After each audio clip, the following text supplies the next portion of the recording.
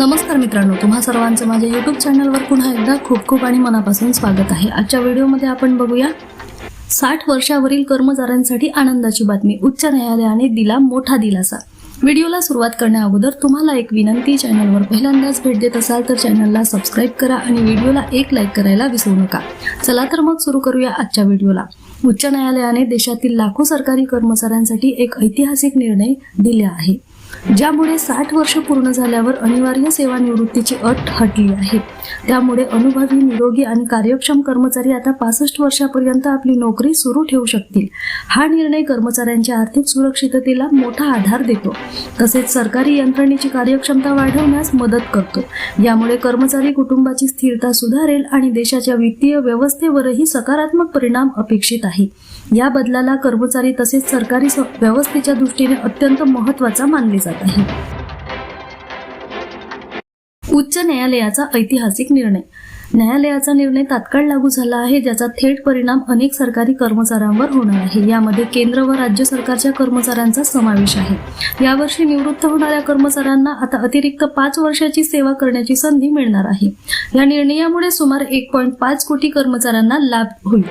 सेवा वाढविलेल्या काळात त्यांच्या वेतन, भत्ते व सर्व अन्य सुविधांमध्ये कोणताही बदल होणार नाही। कर्मचाऱ्यांना त्यांच्या कारकिर्दीचा पूर्ण फायदा मिळेल, तसेच निवृत्तीच्या वेळी सुरक्षितता कायम राहील। हा निर्णय सरकारी वयावर आधारित निष्कासन योग्य नाही। कालांतराने लोकांच्या जीवनशैलीत, आरोग्यात आणि सरासरी आयुर्मानात मोठी सुधारणा झाली आहे। आजही 60 वर्षाची व्यक्ती पूर्वीच्या तुलनेत अधिक निरोगी, सक्रिय आणि कार्यक्षम असते। आधुनिक काळात वयोमानामुळेच एखाद्याला कामातून काढणे योग्य नाही, असेही उच्च न्यायालयाने स्पष्ट केले आहे। न्यायालयाने म्हटले आहे की अनुभवी कर्मचाऱ्यांचे योगदान दुर्लक्षित करून त्यांना सक्तीने सेवा बंद करणे देशाच्या हितासाठी हितकर नाही। अनेकांमध्ये काम करण्याची क्षमता आणि मानसिक ताजगी आजही टिकलेली आहे। त्यामुळे वयोमानावर आधारित निष्कासन न्याय ठरत नाही। समाज आणि संघटनेच्या दृष्टीने अनुभव आणि कौशल्य जपणे अधिक फायदेशीर ठरते। प्रशासनाला सातत्य आणि आर्थिक लाभ। सरकारी विभागामध्ये अनुभवी कर्मचाऱ्यांची कमतरता नेहमीच जाणवली आहे। निवृत्तीचे वय वाढवण्याचा निर्णय प्रशासनाच्या कामकाजाला सातत्य आणि स्थैर्य देईल। यामुळे धोरणे आणि योजना अधिक प्रभावीपणे राबवता येतील आणि नवीन कर्मचाऱ्यांना अनुभवी अधिकाऱ्यांकडून प्रशिक्षण घेण्याची संधी मिळेल। सरकारची एकूण कार्यक्षमता सुधारण्यास हे मोठे योगदान देईल। आर्थिक दृष्टीनेही हा निर्णय फायदेशीर ठरेल, कारण निवृत्ती वेतनाचा तात्पुरता खर्च पुढील 5 वर्षासाठी कमी होईल। कर्मचाऱ्यांना नियमित वेतन मिळत राहील। अंतिम वेतन जास्त असल्यामुळे निवृत्ती वेतनही वाढेल। कर्मचाऱ्यांच्या जीवनात आर्थिक स्थिरता। सेवा विस्तारामुळे आर्थिकदृष्ट्या मजबूत होण्यासोबतच जीवनात स्थिरतेची वाढ होईल। यामुळे व्यक्तीला मुलांच्या शिक्षण आणि विवाह यासारख्या जबाबदाऱ्या पूर्ण करण्यास मदत होईल। तसेच निवृत्तीनंतर अधिक बचत करता येईल। मानसिक शांती आणि सुरक्षिततेची भावना देखील वाढेल।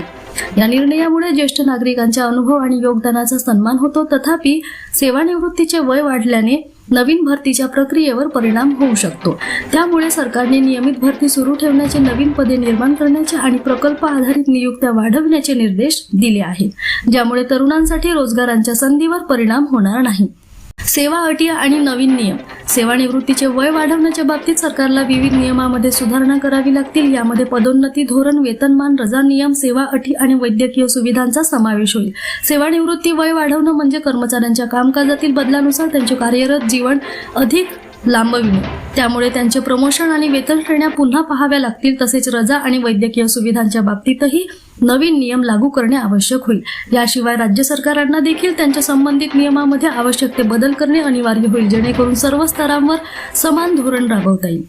पुन्हा भेटू एका नवीन अपडेटसह, तोपर्यंत धन्यवाद।